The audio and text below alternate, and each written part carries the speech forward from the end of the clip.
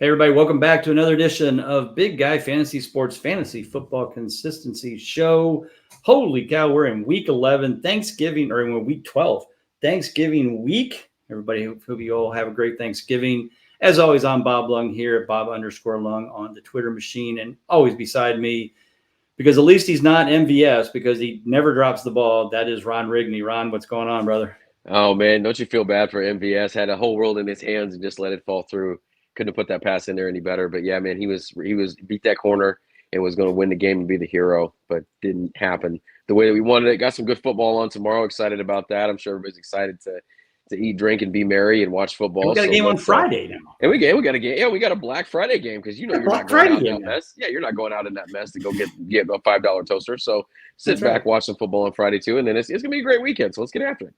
Yeah, and if I'm not mistaken, it's like Miami and the Jets, right? That should Yeah, it's be, not half bad. Not half bad. yeah, that should be Tim decent. Boyle, I Tim mean, Boyle against Tua. Tim Boyle.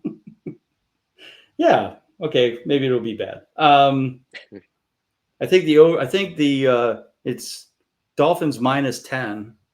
I'm thinking that they could win 10-0, and that would cover the spot, Yeah, or 13-0, and easily cover the spot. In fact, if I'm not mistaken, I think I went and did you can move the line and then get better odds. So I mm, moved it to 13.5 because I think they'll win by 2 touchdowns. I got plus like 150. I'm like, I'll take that. yeah, I'll take that. I think they're gonna slaughter the Jets. Um, all right, but we're here to talk about consistency in fantasy football, and that's why you folks are listening, and we thank you for it. So we're gonna look at the quarterback position. We do have 100%er. That is Kyler Murray because he's only played 2 games and he's 2 for 2. We'll see how much that continues, but it's good to see that Kyle is back and looking like old Kyler Murray. So those of you who drafted him and kept him on the bench and you waited it out, good for you, because I didn't have the faith he'd ever make it back, but he did. At 90%, Jalen Hurts, 82% Sam Howell, 80% Justin Herbert, Patrick Mahomes, 75% Kirk Cousins, who isn't playing. Josh Allen at 73%, Justin Fields 71%, and Brock Purdy at 70%. Everyone else is below 65%, which includes CJ Stroud, Tua, Trevor Lawrence, Lamar Jackson, who's at 55%, Dak Prescott at 50%, Jared Goss at 50%, Russell Wilson, blah, blah, blah. Ron, we talk about this every week, so we won't belittle they're becoming the new catchers, and we're not sure we're offending the catchers yet. But here we are, we're looking at it. Sam Howell, 82%. Maybe I should have given away Herbert, but he's at 80. So I guess I should have waited and traded away Sam Howell for a lot more than what I got for it. But at the time, it made sense, and here we are. But your thoughts on the top group, and then tell us who is one of your favorite guys kind of picking up in the consistency model. Yeah, who'd have thought Sam Howell there fourth in total points at 80%? But you love to see that. You love to see our guy Terry Target's getting some love there as well. A guy can get him the ball. But when I go down a little bit, I'm going at that medium range there, and I'm looking at Trevor Lawrence, the Trevor Lawrence hype that I bought into just like everybody else did. And I think in most leagues that I have Trevor Lawrence, I haven't started him, or I might have even dropped him onto waivers. But he's right there with Baker Mayfield in total points and inconsistency. And if you've seen, I get to see Baker Mayfield play quite a bit down here in South Florida, and it's not bad, but it's nothing that you want to run out and chase. And Baker Mayfield was practically free in drafts. Trevor Lawrence, you paid a little bit more of a premium, so that's probably the most shocking one for me on there. But the guy that I went with is right above that in total points, 13th, sitting there 60% consistent. Guy that we kind of left for dead a couple weeks ago because he went 3 straight weeks, started out hot, 3 straight weeks not consistent, and that's Jordan Love. And we've seen Jordan Love last couple weeks. 4 touchdown passes the last couple weeks, 282 yards, went for 322 last week. We've seen Christian Watson kind of ramping up a little bit every week, but his other receiver on the other side is a guy I think that we'll hear about a little bit later on that's got some consistency there as well. You got the tight end position starting to come alive a little bit. So they're starting to get it going. Hate to see Aaron Jones out, keep that momentum going. But it's one of those things that, like I said, started hot. We forgot about him for a little while, but he's kind of gotten back on that radar. Would like to see that completion percentage a little bit higher than it is, though, at still under 60% for the season. Yeah, and the whole Aaron Jones certainly hasn't helped that offense at all this year. He's been in, he's been out, and when he does play, gets hurt. It's just been a hot mess. So their running game has been pretty much non-existent. It's surprising that he doesn't have more fantasy points from a passing perspective, but they've certainly had some tough games that they've had to play this year. But yeah, I mean, Love seemed to be heading the right direction. It was interesting because last week that was my prop was him over 229 and a half yards passing. And it was the only reason I did is because they were playing the Chargers, and the Chargers had not given up less than 229.5 all season, including Tyson Bagent and Aiden O'Connell, and he went off for 322. So I guess I should have went for the higher one on that one, but definitely was into Jordan Love last week. I'm just going to highlight our boy, Mr. Irrelevant, Brock Purdy, 10th in total points, 70% consistent. He's doing everything he needs to do. And I don't care if you think he's not a good quarterback and it's only because he's in Kyle Shanahan's system. Don't care. Don't care. He's doing the job. So like you said, he's 10th in total points.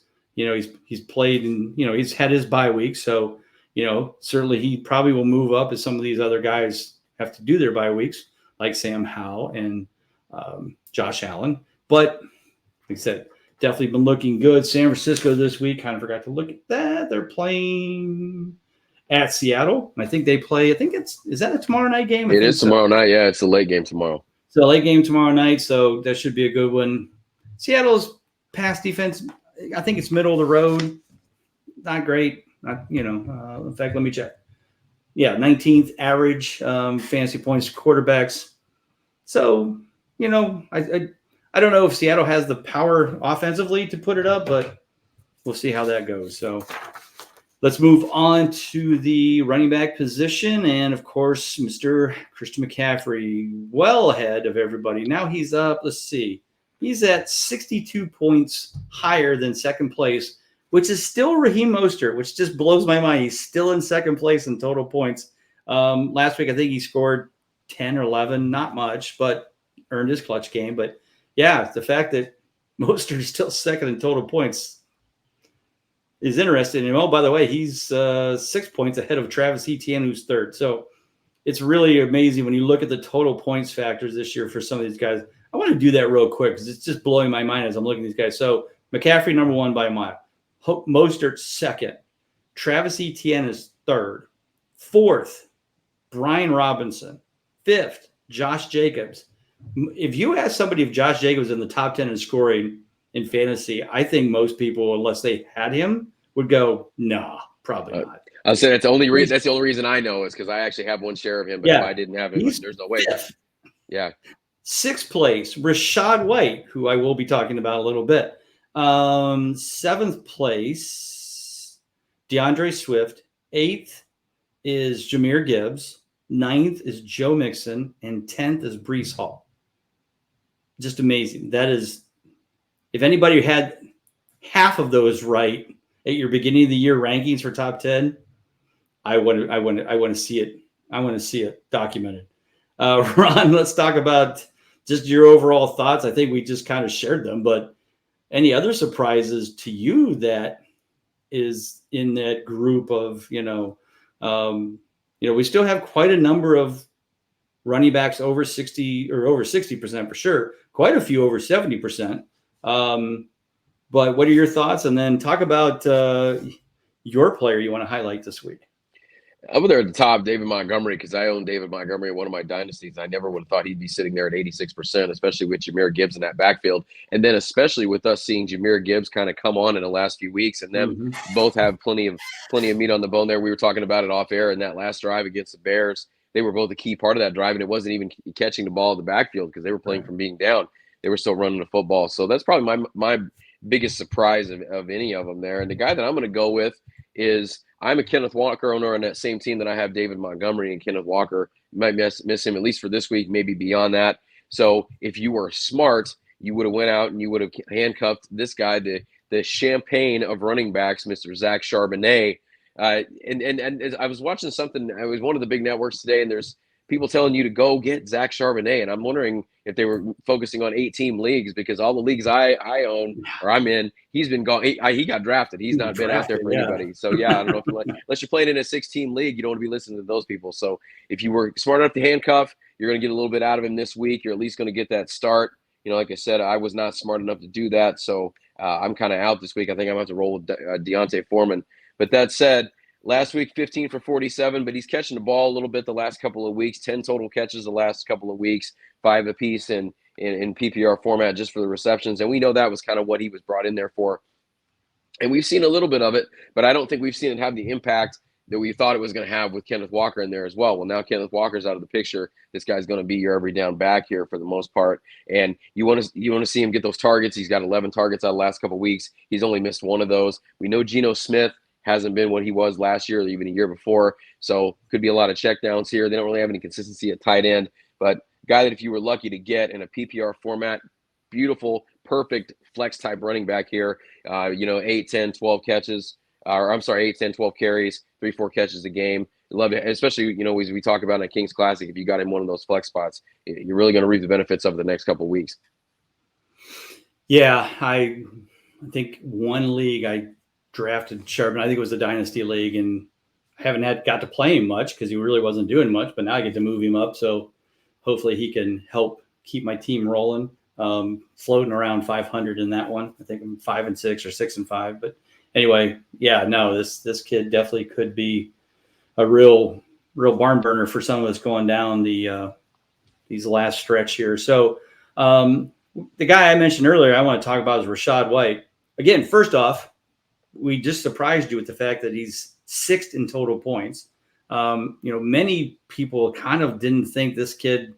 It's funny because so many of these players, we see them when they're backing up a star or a better player, and then we're all like, free this guy, free, Rachaad White, free Charbonnet, because they're like, if we get them into full-time starter, he'll be great. Tony Pollard hasn't done much. Rachaad White at first wasn't doing very well. In fact, I'm looking at this right. The first 5 weeks, he's 2 for 5, 40%. Only had 2 clutch games, and one was only 10.8, so he barely made it. But why do we do this, and why do we bring this information up? Because if you go to the player details in the consistency report for Rachaad White, guess what? In those first 5 weeks, actually first 6 weeks, he played against one defense that wasn't in the top 10 in fantasy points allowed. 5 good defenses and 1 bad. And that week he had 21 points with the bad. But these last 4 weeks, 1 bad, 3 average defenses, so no top 10 defenses, 17.9, 27.9, 17.8, 17.8 fantasy points per week. The rest of the season, he's got Indy this week, 29th. Week after that, he plays Carolina 31st. So look at the schedule. He's got a really nice schedule for the end of the year. They're definitely using him a lot. He's definitely getting the ball. Last week he only had 9 targets or 9 rushing attempts. He was around 20, but 6 catches, 28 yards, got a touchdown. And that was against San Francisco, who, even though they're average, I think they're around 12th or 13th, so they're not top 10. But still, very good run defense. Rachaad White is picking it up. If you can get a trade out there for him, maybe this is the time to do it. Get that run.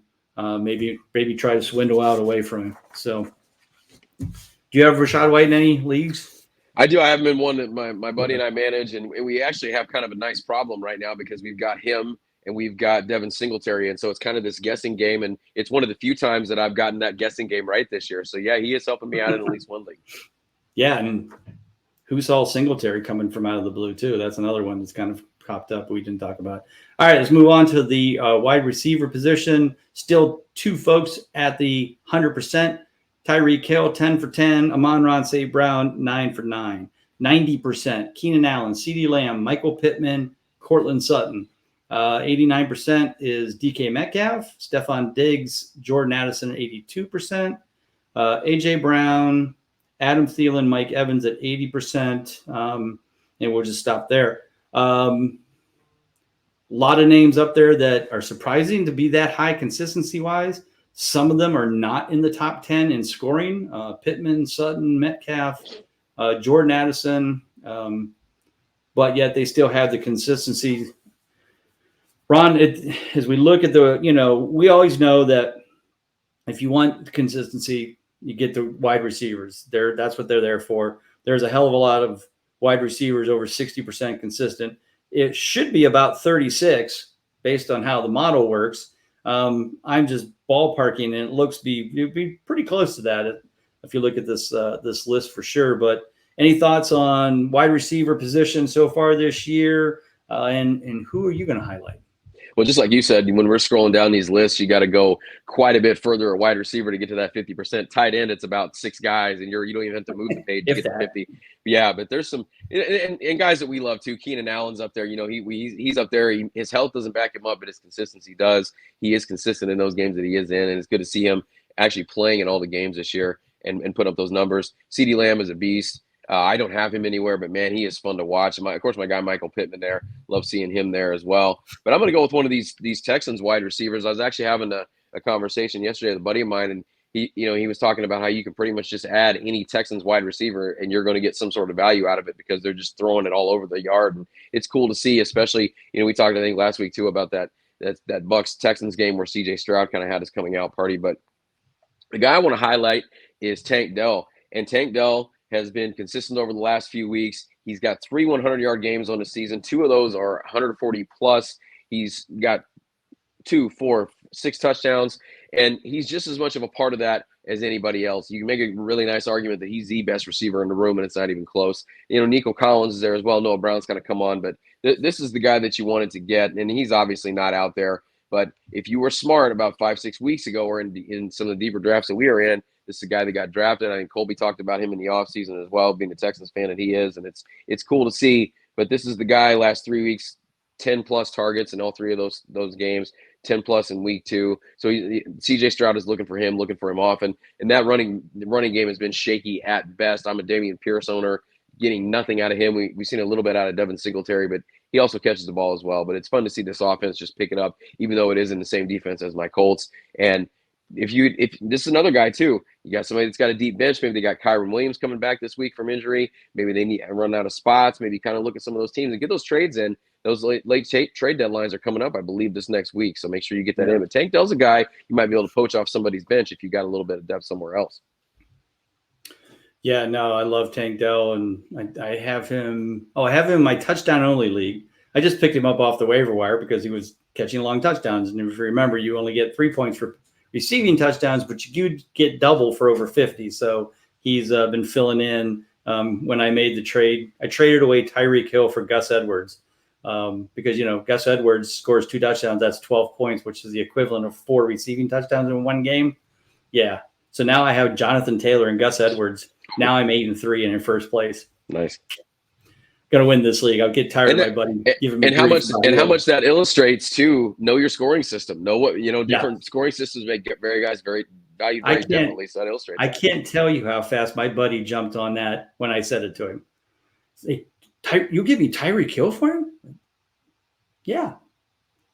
Oh yeah. I need a receiver, dude. So in 2 weeks, Gus Edwards has scored 24 points because he had back-to-back 2 touchdown rushing weeks. Nice. So he has the equivalent of 6 receiving touchdowns, and Tyreek has, I think, one over 50, and because the other one he didn't get any. That was that Kansas City game. He got shut out. So he has 1 touchdown. I think it was over 50 yards. So he got like 6 points for it. So I think so far that trade's winning now for me. And he doesn't even realize it. He was just like, I've lost 2 weeks in a row. I don't understand. I was killing it. Yeah. And this guy's actually won more titles than I have. That's what gets me so angry. That's why I want to win this show. I want to win this title so him and I are at least tied in our long time 40th anniversary next year league. So anyway, I want to talk about Romeo Doubs.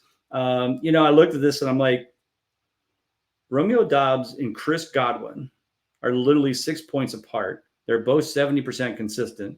But again, just like we talked about some of these other things, somebody said right now, you ask anybody in fantasy industry, hey, who's got more fantasy points, Romeo Doubs or Chris Godwin? Everybody would say Chris Godwin, right? Nope. Doubs has him beat by 6, which is interesting. Both have played 10 games, 70% consistent. Doubs, though, has certainly been kicking it in recently. That's why he's getting up there. 4 out of his last 5, he's been very consistent and well over the number 2, 11.8, 12.1, 16.3. Certainly touchdowns are helping him, but this Green Bay team has to keep throwing the ball. Their running game has gone to crap. Aaron Jones now is out for the rest of the year. So A.J. Dillon's not going to win any fantasy world. So they need to throw the ball. So it's going to be Jaden Reed, Romeo Doubs, Christian Watson. But what's Christian Watson doing? So it's been Doubs and Reed a lot. And now Luke Musgrave is out. So they need Doubs a lot. So again, if you can get out there and get some people like that, that may not be a terrible trade to pick him up as well. All right, we head towards our always lovely tight end position. TJ Hawkinson still holding strong, 10 out of 11, 91%. Of course, Mr. Kelsey is at 89% at 8 for 9. Mark Andrews is at 70%, but now is out for the rest of the year. So he's done. Laporta, 70%, Evan Ingram, 70%, and that's it. And then we have some 60s, but we actually have, you're right, we do have quite a bit of 60s. I'm impressed. I'm surprised. So we have 1, 2, 3, 4, 7, 8. More than I thought. 60%. So now that's kind of our threshold. If you're over 60% or higher, you're at least earning your spot on the team. So I'll go through them real quick. George Kittle, Dalton Schultz, Dalton Kincaid, Jake Ferguson, Logan Thomas, David Njoku, and, of course, the ever-present Jonnu Smith. Not the list we probably expected to see there, but definitely they're holding their own. So, Ron, we already know your thoughts about tight ends, but let's talk about any other ones that are, I think the ones we see moving up are certainly Kincaid and Ferguson, even Logan Thomas a little bit have been killing it. Logan Thomas, 4 out of his last 5. Any of them in there that kind of piques your interest? And then who do you have as your spot, your favorite guy at the tight end spot this week? You mean to tell me you didn't have Logan Thomas and 3 rookies and those guys up there in the top 10? Oh, I don't believe that for a second. So the guy that I'm going with is Tanner Hudson. And, we've been trying, I think the whole fantasy industry the last couple of years has been trying to make Irv Smith a thing. And I think it's time to just kind of come to the conclusion that Irv Smith is just not going to be a thing that we want to rely on, especially for consistency, because he is the antithesis of consistency when we're looking at this position, and that's bad. So Tanner Hudson last 3 weeks, and it also kind of speaks to when I go over his stat lines, how pathetic this position is in terms of consistency, which what will get you a clutch game if you post. So Tanner Hudson the last couple of weeks, he's a guy that's probably still out there in most leagues. 4 for 49 last week, 6 for 33, 4 for 45. That has gotten him a clutch game each week, not even relying on touchdowns here, relying on targets, relying on him hauling in those targets. He's got 11 over the last 2 weeks. And here again, another guy, if you've got somebody in your league that's got some guys coming off IR, like I said, Kyron Williams, you get him back this week. That's a guy I'm excited to get back. You might have to make some tough choices and maybe try to get something. So maybe a 2 for 1 or whatever it might be. But if you need some help with the tight end spot, Tanner Hudson's there. The only thing is, gives me a little bit of reservation since Joe Burrow's not going to be there. But I still think, it could be a case of your backup quarterback is in there. He's got to check down. He's got to find these guys with these short intermediate routes. And especially if they get in the red zone, it might be something simple that they throw to him as well. So if that's a guy you can go get, he's bound to score a touchdown too. He's a huge target, 6'5", 230. Going to be hauling in some touchdowns probably over the next couple of weeks, especially if you've got that, second or third string quarterback in there. But go see if you can make a trade for him if he's available. If he's not available on waivers, which I would think in most. I'd say a lot of sites. Maybe not our 14 team leagues, but 12 teams there certainly may be available for sure. Definitely love that. The guy I'm going to talk about is one of my fellow Raiders, Michael Mayer, who hasn't really, he was a lot of hype about him. He had a nice week in week 6 when he went 5 for 75 against New England. But then he cooled off with nothing over 3 points, for the next 3 weeks. But last 2 weeks, 10.9 against the Jets and 8.6 against Miami. This week, he'll be going at home against Kansas City. My thought is Ladarius Sneed is definitely going to shut down, just like he did shut down A.J. Brown and probably shut down Devontae Adams. So Michael Mayer is going to need to step up. And I think this would be a good week to, get him in your lineup if you've got a spot, or pick him up, or, DFS or prop bets. Take a look at those, because I think Mayer definitely gets quite a few looks this week with Aiden O'Connell at quarterback. I can't tell you how excited I am in 2 weeks. 2 weeks? 2 weeks to go see the Raiders Vikings with Aiden O'Connell versus Josh Dobbs. Probably no Justin Jefferson. Adams will probably quit by then. Who knows? Maybe I should have found a game earlier in the year to go to. But anyway, that'll be the excitement I get to go to in a few weeks. But it'll be fun. It'll be a good time. We'll be in Vegas. But so Michael Mayer, definitely take a look at him. So, Ron, tell everybody where they can find you. We'll be back. I think we're back at full force this week, right? For DFS and consistently cashing and prop bets. I think so. Town, right? I think who knows? That dude is doing all kind of cool stuff. So yeah. I don't know, but either way, we're gonna get you some quality content out there, no matter what we put out there for you. We got the prop bets, we got the consistently cashing. We've got all the articles over BigGuyFantasySports.com. Last but not least, football card of the week in honor of Turkey Day. The legend. Yes, sir. And I guess new documentary out on Prime Video that is the number one out there. So Mr. Barry Sanders, if you don't know about this guy, I was lucky enough to watch him growing up. I actually pulled this card from a pack, and I think probably close to 30 years ago. And also the all Madden on there as well, because John Madden's a big part of Thanksgiving football as well. So in honor of Turkey Day, we got one of the greats, Mr. Barry Sanders, there. Nice. Yes, definitely one of the greats. Super nice guy too. So definitely check all that stuff. Of course, you can find me, as I said, on Twitter at Bob_Lung. Check out our prop bets this week. Went 50% last week. We're so close. So close. A lot of this past week. I mean, the one I think that got me was where was the one that I was like so certain of? Oh yeah, Jerome Ford. I thought for sure. Oh no, Justin Fields. I thought this guy's got to throw 2 touchdowns. They're playing Detroit, right? Yep. No, they kicked like 43 field goals. I was like, Justin, come on, man. Thought for sure. And it was a plus 192. I was so excited about that one. And didn't happen. So anyway. So for Ron Rigney, I'm Bob Lung. Every one of you, please have a blessed Thanksgiving this week. Thank you for your blessings of you folks watching us, listening to us, reading us. We really appreciate you. We love you to death. So everybody, take care. God bless. We'll see you.